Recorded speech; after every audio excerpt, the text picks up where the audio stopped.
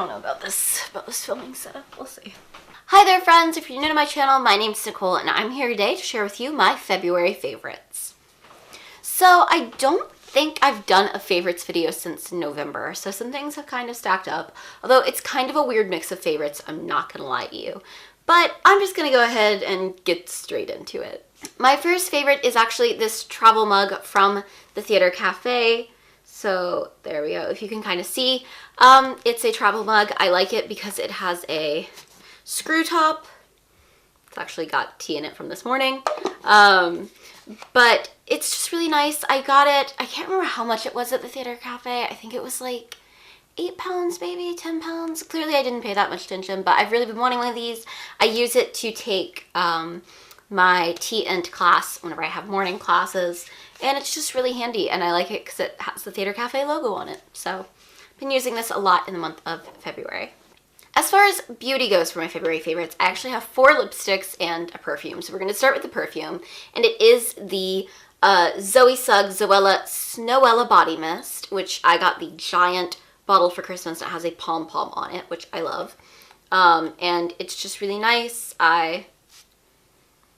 It just smells really clean and fresh, and like it doesn't make sense because I know snow doesn't have a scent, but it makes me think of like snow, I guess. It really does. And it's got beautiful packaging, and I like it because it's very clean, so it's not like overpowering, but I do find it actually lasts a fairly long time. So I highly recommend this. The next thing is the Glossier Generation G lipstick, which I have been absolutely loving. It's basically the same shade like as my lips, but it's really nice. It's really moisturizing, and it's not like a real lipstick. It's kind of somewhere in between a tinted balm and a lipstick. I have it in the color Like, which I really like.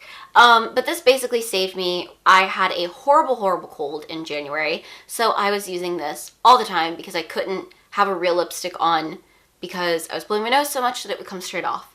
But I wanted something, and this also helped me keep my lips moisturized and everything, so highly recommend this. The next thing was a Christmas gift, and it is this Chanel red lipstick, which is beautiful, and it's Chanel gold packaging with the red and the Chanel symbol. It is in the color Rouge Allure Velvet number 3, and it's just a really lovely red. I didn't actually have a red like this because it's quite a like raspberry color, I might say, I guess. And I typically go for more like true reds or orangey reds. So I really like this, and it's actually been a really good addition to my collection. The last 2 lipsticks are from Sephora's new range, which is called hashtag Lip Stories. And I think they're really cool. They're in this really neat, it's paper packaging, but they all have these gorgeous designs on them. And the first one is called Labyrinth City, and it's number 9, and it's a matte. And it's what I actually have on today. And I think it's just stunning.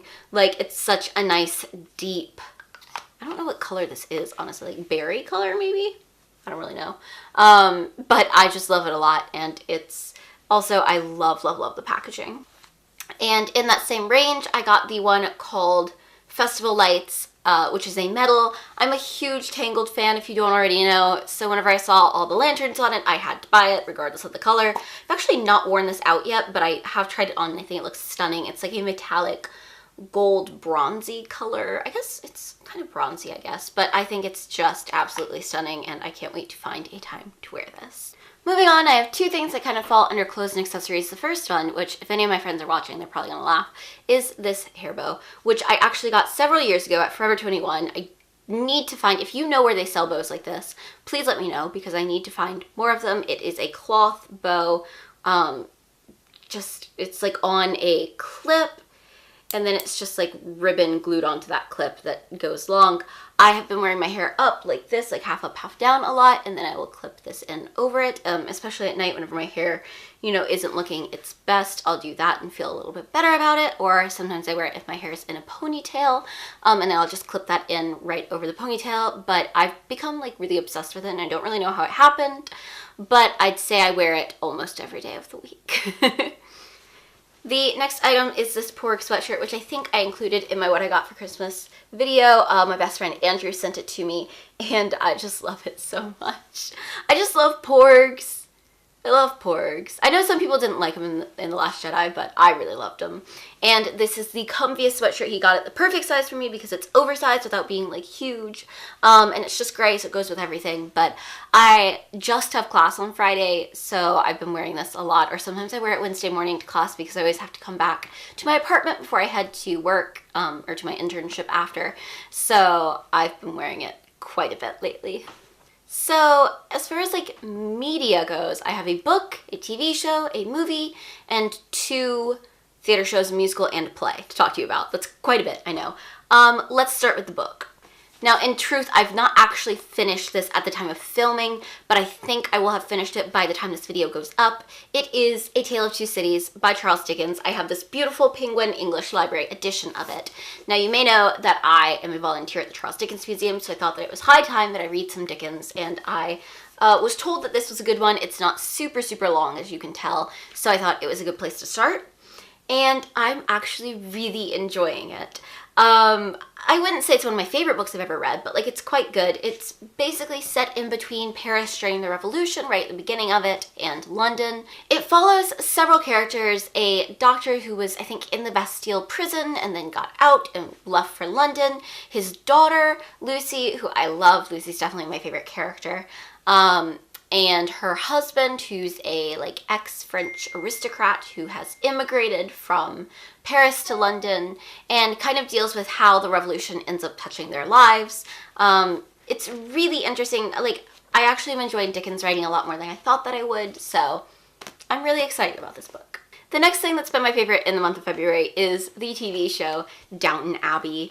So I watched Downton Abbey whenever it was first coming out for the first like 2.5 seasons, but then they killed off my favorite character and I stopped watching. And whenever I tell people this, they always are like, oh, Dan Stevens, and I'm like, no, actually not Jessica Brown Finley, who played Sybil Crawley, and I love Sybil. Sybil's definitely my favorite character on the show, so I kind of rage quit whenever she was killed off. But I'm back, I'm watching it again. Actually, so I'm interning at the Donmar, and Leslie Nichols is in our current show, and she played Mrs. Patmore on Downton Abbey, and that's kind of part of what inspired me to get back into it. Was I was like, I would love to see, you know, the work that she's really known for. And I have watched the first season and a half in about a week and a half. I'm trying to pace myself. So basically my mom let me take her DVD sets for the first 3 seasons. So that's all that I have here, and I don't go home until April. So I'm trying to not just binge it all in like a 2-week period because I don't get to see any more until April whenever I go home. But whenever I go home, I will switch out for the DVD sets for the last half of the series and be able to finish it out. But I'm really enjoying it. Like, it is really nicely made. I love the characters. I love to hate some of the characters. But if you've watched Downton Abbey, do let me know, who is your favorite Crawley sister? Mine is obviously Sybil. After that, probably Mary. I really dislike Edith, at least at this part in the season, or this part in the series, because I'm only on season 2. But I would love to hear your thoughts. Also, who's your favorite Downton Abbey man? Because mine is definitely, predictably, Tom Branson. The movie that I wanted to talk about is Lady Bird. I finally saw it. It just came out here in the UK. I know it's been out in the US for like months.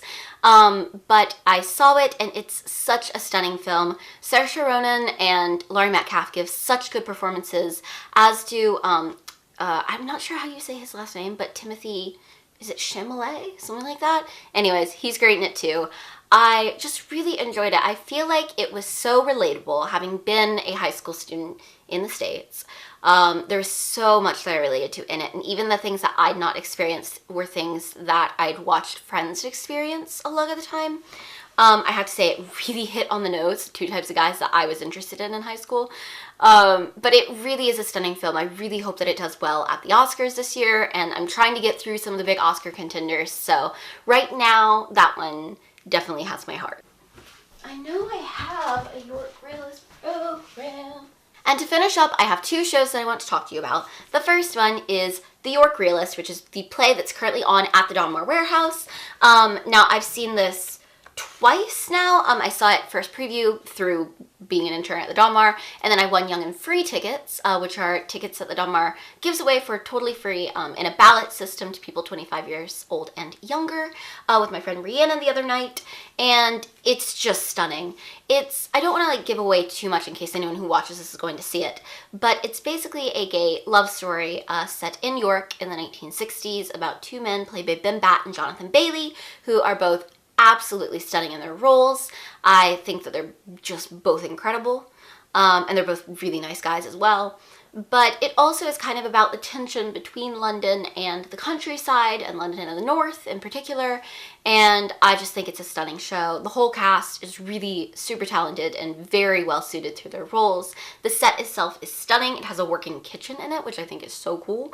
And it's just a really lovely production. I'm such a fan of the director, Robert Hasty, who actually interviewed in the fall for a different show that he was working on, so that's been very cool too, for Broadway World. But I really cannot recommend The York Realist enough. If you are interested in seeing it and don't know how to get tickets, feel free to let me know in the comments, because there's several ways that you can get tickets, like standing room and stuff like that I can let you know, but highly recommend it. My other favorite thing, I just saw this. I know it's like February favorites, and I just saw this at the end of February, but I just saw The Grinning Man. I'm filming this in advance, so I've just seen it last night. But it's stunning. If you don't know, The Grinning Man is a new musical. Well, it previously ran, I think, at the Bristol Old Vic, but it's new to the West End, and it's based on a story by Victor Hugo. But it's got puppetry in it done by the people who did War Horse, so I was fated to love it. I can't say enough good things about it. To me, I'm going to do a full review on it, and it may already be up by the time this video goes up, but it feels kind of like a combination of The Phantom of the Opera, War Horse, and Natasha Pierre and the Great Comet of 1812, which are three things that I adore, so of course I love this. The whole theater is kind of decked out to match the show. It has a lot of audience interaction, which I always love. Rhiannon and I were sat in perfect seats to get to interact with people the night that we saw it. And Louis Maskell, who plays the Grinning Man, the lead role, Grim Paine, is just stunning. Like, he has such an amazing voice, but his acting is just so impressive. I'm just so into it. I really hope that they release a cast recording, because I want to be able to listen to some of the songs from it, like Freak Show and Labyrinth, so badly.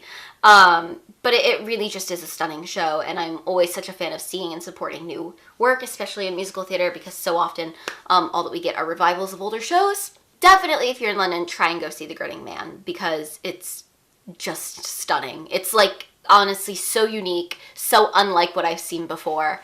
The puppetry in it is crazy good. I mean, of course, it's from the people who did War Horse, because it's done by the same people who did that, which I love War Horse, so yeah, I highly, highly recommend it. Obviously, I can't even quite articulate my thoughts on it yet. Alright, I think I have rambled on for long enough, so let me know what you guys have been loving in the month of February, and if you want to see these videos, do make sure to give it a thumbs up, and if you're not subscribed to my channel already, I would love you forever if you subscribed, because it just really makes my day whenever I get a new subscriber. Thank you so much for watching, and if you want to connect with me on social media, I will leave all of my links down below. See you again soon. Bye. We're done! Woo! Oh my god, that hurt.